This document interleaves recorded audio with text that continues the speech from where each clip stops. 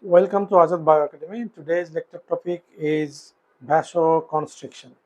So, vasoconstriction is basically caused by our sympathetic pathway, that is adenine noradrenaline, one of the major molecule to cause vasoconstriction. So, we can just try to explain a vasoconstriction pathway by adrenaline or noradrenaline, how it will cause vasoconstriction. So, no delay, just come to the point. So, vasoconstriction. So, firstly, you have to think this is a blood vessel, okay, and blood vessel is very much rich in alpha 1 receptor. You know, adenine and noradrenaline basically show its activity by receptor. That means receptor oriented, they will show its function. So those receptors are basically called adrenergic receptor. And adrenergic receptors basically two types, alpha and beta. Alpha is alpha 1 and alpha 2, and beta basically four types, beta 1 to beta 4, and mainly we consider beta 1 and beta 2. Okay, so on blood vessel, alpha 1 is very much rich.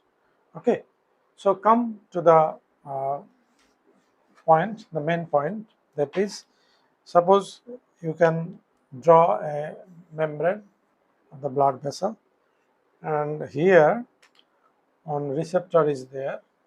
This receptor you can draw in that way. This is the alpha 1 receptor, and on alpha 1 receptor bind adrenaline. This is the adrenaline, or you can consider it as a noradrenaline. So adrenaline will bind, and then what will happen? This receptor type, adrenergic B alpha 1 receptor, is basically G protein coupled receptor. And you know already G protein is basically three types of subunit. One is your alpha, one is beta, and one is gamma. So its trimer will form a complex, and that is the protein, and that protein is initially connected with the GDP, that is inactive form. So this is called G protein, and G protein coupled receptor. So alpha 1 is G protein coupled receptor, and that G protein type is GQ. Okay, so just think, when adrenaline will bind with the receptor, receptor conformation will change to capture the adrenaline, so receptor ligand complex, and during stretching this G protein will be activated, and when it will be activated, the GDP will just removed, and it will replaced by the GTP. Okay, so GTP associated G protein is called active G protein. That it will be associated by alpha GQ and beta and gamma GQ. Okay, so this is the one active form, this is another active form. So what will happen when adrenaline, this is the adrenaline, or you can say this is noradrenaline, bind with the receptor and then activate the G protein. And activated G protein will just activate the enzyme that is called phospholipase C beta. When this protein, this enzyme will be activated, then phospholipid and inositol, this complex is present within the cell membrane, and it will just break down the phospholipid, and it will form two things. One is IP3, another one DAG. IP3 means inositol triphosphate, and DAG means diacylglycerol. And actually here another step, that is PIP2, the phosphatidyl inositol for 5 bisphosphate, and then from them IP3 will produce, and phospholipid, from phospholipid DAG will produce. Okay, and these are the second messenger. Then what will happen? This DAG will activate the PKC, and it will just help to express the gene. So gene expression. Okay, protein synthesis. This is the another way. So our topic is vasoconstriction. So come to the our point. Then what will happen? This IP3 will come into the endoplasmic reticulum. And you know, endoplasmic reticulum surface is carrying a IP3 receptor. Okay, IP3. So this is the IP3 will bind here. And then what will happen? You know, endoplasmic reticulum main function, one of the major function is post-translational modification, that is protein modification, protein activation. And another function is to store the calcium. So it is the storekeeper of intracellular calcium. Okay, so what will happen when IP3 will bind with the IP3 receptor on the surface of the endoplasmic reticulum, then calcium will release. Okay, so calcium will release. So intracellular calcium will increase. Then what will happen? This is the smooth muscle. You know, the blood vessel is a smooth muscle. Here the endothelium layer, and this is the muscular layer. This is endothelium, smooth muscle. So what will happen in the smooth muscle?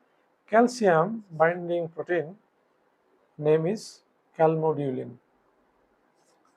Calmodulin. Okay, that calcium will bind with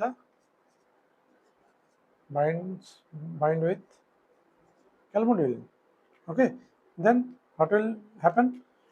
The calmodulin will change its structure because calmodulin helical structure, calcium binding site is there. So then what will happen? It will produce calcium calmodulin complex. Okay, calcium calmodulin complex. Okay, so what will happen then? Calcium calmodulin complex will activate another enzyme, that is myosin light chain kinase. Myosin light chain kinase. You know the function of kinase enzyme? Function of kinase enzyme. What will happen? The function of kinase enzyme is the phosphorylation. So what will happen? The myosin light chain kinase will phosphorylate the myosin. Myosin will be phosphorylated. Okay, that is phosphorylation. The myosin. So if you think this is myosin, myosin will be phosphorylated. Here the phosphate group is added here. So this is the phosphate. Okay. So this is the active myosin. Phosphorylated myosin is active myosin. So before phosphorylation, you can just break down into two steps in another way. That is, this is inactive myosin, inactive, and after activation of myosin light chain kinase by the phosphorylation, then it will be phosphorylated. It will be phosphorylated, and phosphorylated myosin is the active form. Okay. Then active myosin will bind with the actin. Okay, you know the actin and myosin when make a bridge and complex, then what will happen? It will form actin myosin complex. Actin myosin complex. And when actin myosin complex will form, then it will cause contraction. Okay, so this is the contraction, and this is the, you can say, adrenaline, or you can say noradrenaline. Okay, so this is the pathway of vasoconstriction by adrenaline noradrenaline, a sympathetic pathway. That is adrenaline noradrenaline, you can say the neurotransmitter, and also this is the hormone. So neurohormone, you can say when adrenal gland will produce, this is hormone, and when blood nerve ending will produce, that is the neurotransmitter. So from the nerve ending, adrenaline will never come, only noradrenaline. Okay, so adrenaline can be can come from the adrenal gland, and it will just stay within the nerve terminal. So this is the pseudo neurotransmitter. So that is the another issues, no problem. So adrenaline and noradrenaline, that anyone can be considered. So it will bind with the alpha 1 receptor, which is present on the blood vessel, and after binding the blood vessel, alpha 1 receptor. This is the G protein coupled receptor GQ, and when GQ will be activated, then it will activate the phospholipase C beta enzyme, which is present on the surface of the membrane, and it will break down the phospholipid and inositol from the membrane, and that will produce two second messenger. One is IP3 and another one is DAG, and then IP3 will bind with the surface of the endoplasmic reticulum, and it will just increase the release of calcium, and it will just increase the intercellular calcium, and that calcium bind with the calmodulin, and then calmodulin is inactive form basically before binding the calcium, and then calcium calmodulin when will form a calcium calmodulin complex, and then it will active the myosin light chain kinase, and that kinase will work on myosin, and myosin will be phosphorylated by that enzyme, and myosin when phosphorylated, then it will be capable to bind with the actin.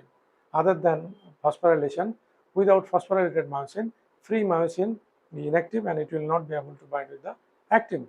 So when myosin will be phosphorylated by myosin light chain kinase, then phosphorylated myosin will bind with the actin, and it will form actin myosin complex. And when actin myosin complex bridge will form, and then it will make the contraction of the smooth muscle. Okay, that is blood vessel. So vasoconstriction will occur. Vasoconstriction. Okay, so this is all about the vasoconstriction. Okay, so thank you very much.